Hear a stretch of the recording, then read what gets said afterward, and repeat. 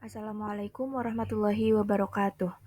Perkenalkan, saya Anindita Naswa Prasyanti dengan NIM 2404020073 dari Program Studi Pendidikan Matematika Rombel 2. Video ini saya buat untuk memenuhi tugas proyek mata kuliah dasar-dasar matematika dengan dosen pengampu Dr. Detalia Noriza Munahevi, SPD MPD. Poin 1, pembuktian dengan induksi. Buktikan bahwa 1 per 1 kali 2 ditambah 1 per 2 kali 3 ditambah 1 per 3 kali 4 dan seterusnya sampai 1 per n dikali n plus 1 sama dengan n per n plus 1 untuk setiap bilangan asli n. Untuk menyelesaikan pembuktian induksi ada dua langkah. Yang pertama adalah menunjukkan bahwa pernyataan satu benar, dan yang kedua adalah mengasumsikan bahwa PK benar, kemudian dengan PK ditunjukkan bahwa PK plus 1 benar. Berikut adalah penyelesaiannya. Pertama, kita misalkan PN menyatakan 1 per 1 kali 2 ditambah 1 per 2 kali 3 ditambah 1 per 3 kali 4 dan seterusnya sampai 1 per n kali n plus 1 sama dengan n per n plus 1. Kemudian langkah pertama adalah kita menunjukkan bahwa pernyataan 1 bernilai benar. Pernyataan 1 adalah 1 per 1 kali 2 sama dengan 1 per 1 plus 1. Menghasilkan 1 per 2 sama dengan 1 per 2. Maka terbukti bahwa P1 bernilai benar. Selanjutnya langkah kedua adalah kita asumsikan bahwa PK benar untuk suatu bilangan asli K. Kita substitusikan K ke dalam persamaan pertama. Menghasilkan 1 per 1 kali 2 ditambah 1 per 2 kali 3 ditambah 1 per 3 kali 4 dan seterusnya hingga 1 per K dikali K plus 1 sama dengan K per K plus 1. Kita asumsikan bahwa pernyataan tersebut benar dan kita misalkan pernyataan tersebut menjadi pernyataan bintang. Selanjutnya akan ditunjukkan bahwa PK plus 1 benar, maka kita substitusikan N dengan K plus 1.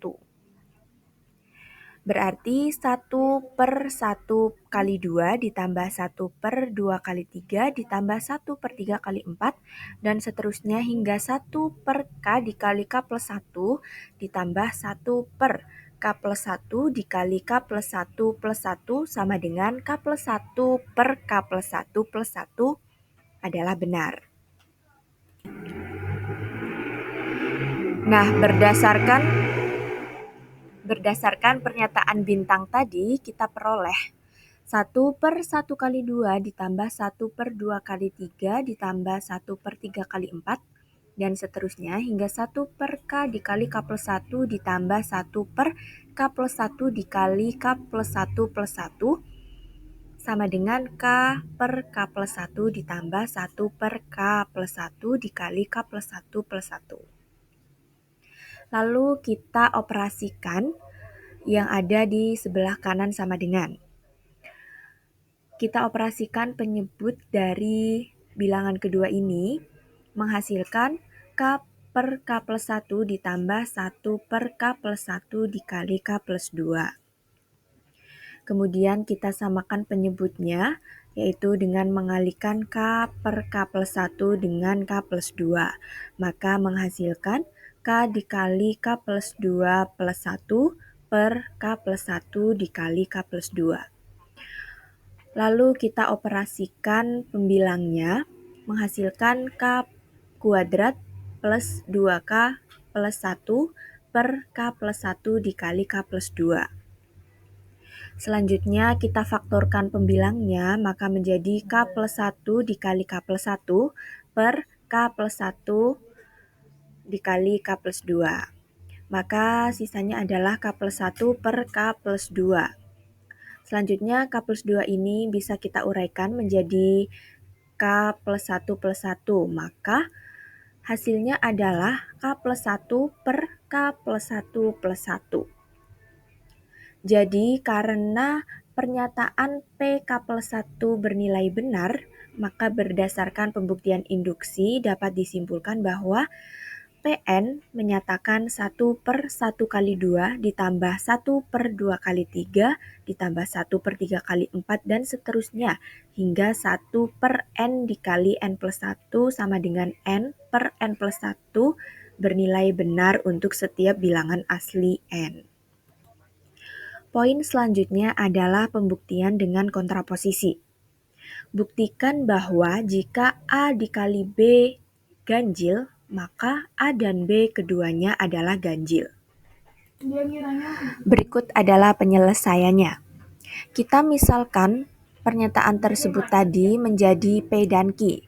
Maka P menyatakan A dikali B adalah ganjil dan Q menyatakan A dan B adalah ganjil.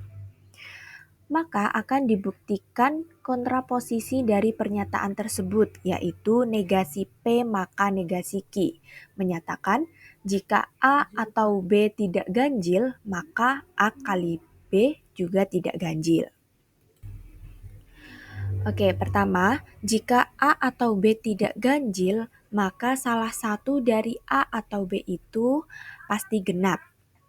Kedua, kita misalkan jika A genap, maka berdasarkan definisi bilangan genap, A dapat dinyatakan sebagai A sama dengan 2K dengan K bilangan bulat. Selanjutnya kita peroleh A kali B sama dengan kita substitusikan A dengan 2K, maka menghasilkan 2K dikali B. Maka dengan sifat asosiatif bisa kita rubah menjadi 2 dikali KB. Maka A kali B adalah bilangan genap. Kenapa? Karena merupakan kelipatan 2 itu tadi. Selanjutnya, karena terbukti bahwa jika A atau B tidak ganjil, maka A kali B tidak ganjil. Karena kontraposisi tadi bernilai benar, maka dapat disimpulkan bahwa pernyataan pertama tadi, yaitu P maka Q, jika A kali B ganjil, maka A dan B keduanya adalah ganjil juga bernilai benar. Poin selanjutnya atau poin yang ketiga adalah penarikan kesimpulan. Buktikan kesahan argumen berikut. Ada 3 pernyataan, kita disuruh untuk membuktikan apakah pernyataan atau argumen tersebut bernilai benar. Pernyataan pertama adalah P atau Q maka S. Pernyataan kedua adalah negasi R maka S maka T. Pernyataan ketiga P maka R. Pernyataan keempat adalah negasi R. Dan kesimpulannya adalah Q maka T. Kita akan mencari apakah argumen tersebut sah atau bernilai benar.